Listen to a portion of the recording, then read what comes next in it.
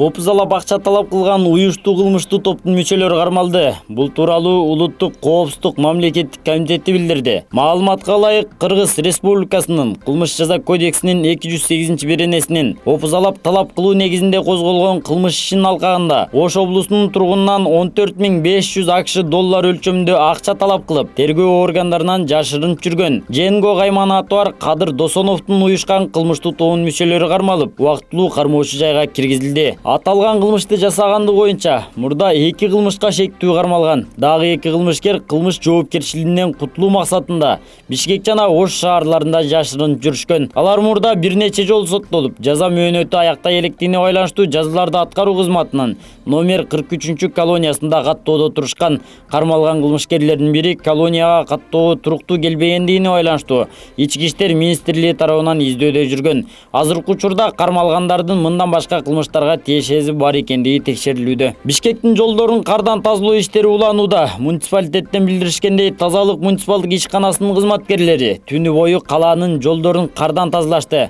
Түнкүзүн жолго туз себүү үчүн жол тейлөө башкармалыгынын 27 атайын техникасы жана 30 кызматкери чыкты. 531 тонна техникалык туз сарпталды деп айтылат маалыматта. Эске салсак, күз-кыш тазалоо иштери 1-ноябрда башталып, марттын башында жыйынтыкталат. Люксембург айылында күн мурун саат 16:00 Бишкек Нарын Торгар трассасында номер 355 маршрутка менен Мерседес үлгүсүндө автоунаа бетме-бет сүзүшкөн.